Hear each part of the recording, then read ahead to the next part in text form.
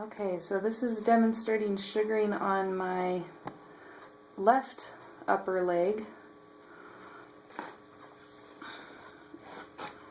And whenever I get a fresh piece of sugar,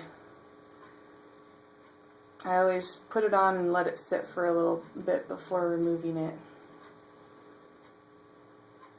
And also I think kind of going over and over, get some airflow in it so it cools down a little bit more. If you are, using this sugar at home and you don't have a sugar warmer, you can just take your jar of sugar, and it's actually microwavable. So you can throw it in the microwave for usually about 30 seconds is good. Maybe 45 seconds if you want it to be more soft like this, if you're doing a leg. But if you're doing like a bikini line or something like that, you wouldn't want it quite as soft. And then just a thing to note, as you use less, as your jar moves down, like right now this is a pretty full jar of sugar, but as you get down to the bottom, obviously you might just need like 5 seconds, just because it's less sugar. And you will notice your sugar will hold heat for a long time. So once you have it heated, it stays soft for quite a long time. In fact, that's on the downside part. If you get it too hot, it takes a long time to cool off. So that's why I recommend just start out maybe 15-20 seconds, see how that feels. And of course as you work with it, it's going to get soft too. So if it's a little bit too firm to start with, that's okay. As you work with it, it'll soften up a little bit. So this is a fairly good size piece of sugar. It's covering a good chunk of my leg here. If you're not as familiar with sugaring, or this might be your first time, I wouldn't recommend doing such a huge piece of sugar. Maybe just start off with maybe a quarter of this amount, or at least half, so that you don't get stuck. Usually I like to go over the area as I'm putting it on about 2 to 3 times on a leg. You're going to just give the sugar time to melt down into those hair follicles, and you're more likely to pick up more hair the more times you go over. If you find that you have really stubborn hair, you actually might want to go over 4 times, just to really let that sugar work in your favor. The sugar is actually known to loosen the hair down in the follicle before pulling it out. So the longer it sits on there, the more chance it has to loosen that follicle. So these hairs on the inner kind of the back side of my thigh are growing sideways for the most part. So that's why I've kind of switched over to doing this sideways stroke.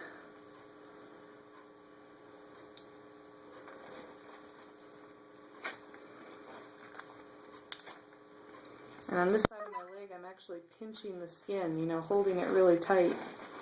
That's going to help the sugar grab more hair. It helps cut down on the pain or the sting on the skin, and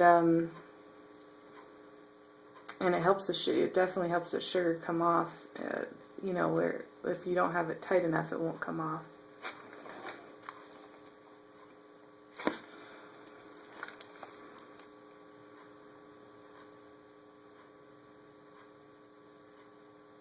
If you're applying it and it's feeling like it's pulling the hairs, sometimes you can be putting it on and it just feels like, ow, that hurts, it's pulling those hairs.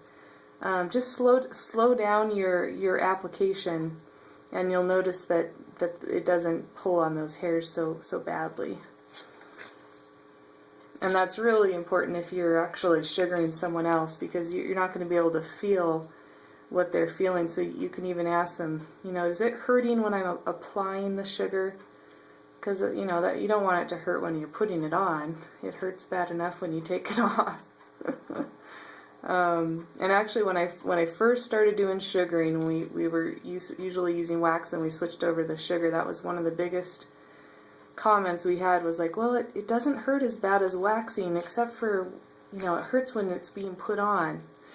It's such an easy thing to eliminate. You know, it's just a matter of going a little bit slower while you're putting it on. Also, if your sugar's warmed up a little bit more, that can have it go on a little bit smoother and less likely to pull those hairs.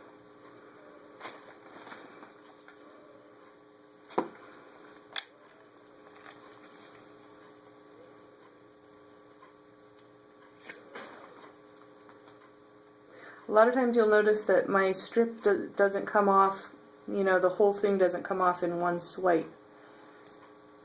And I'll demonstrate on this one. You've been seeing me do it, but I just want to point it out. So here I go, I pull it off, and it doesn't quite come off all the way. So then you want to re-grip with your other hand, and then remold a little bit, put some pressure down, and then pull. And even on this tiny little piece, you don't want to just like pull it off. I mean, it's even hard to pull off, but just put a little pressure, kind of roll and flip off, and you'll obviously get the sugar off, but also you're less likely to break any of those hairs. If you don't do that full, you know, roll and mold, some of the hairs actually might break in that little section.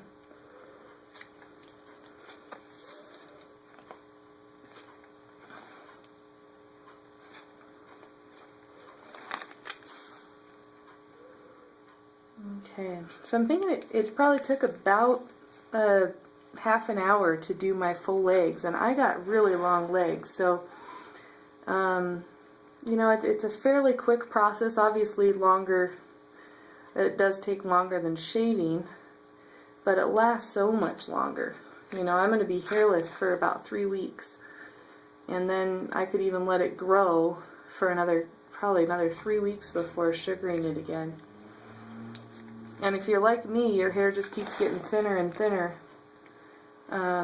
with every time you sugar. So, you know, that way I even have less of a worry. Even if it's kind of grown in a little bit, it doesn't look very grown in just because there's not a lot of hair there.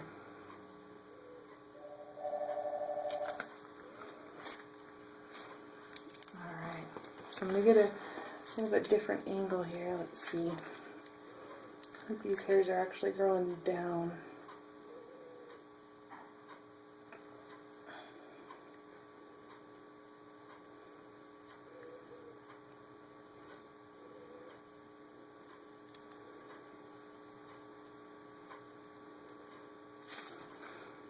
So if you do sugar yourself, you got to be a little bit flexible.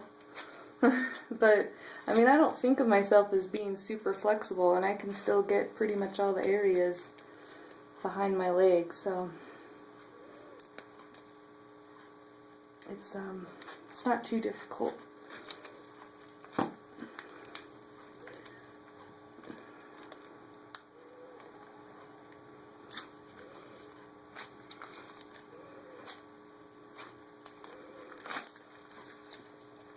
Let's see here.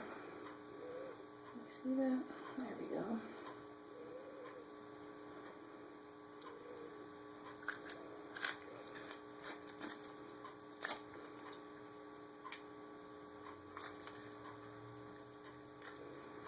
So this is going to be a little bit tricky spot. Make sure you're pulling that skin tight with your other hand. Oh, I lost you there. There we go.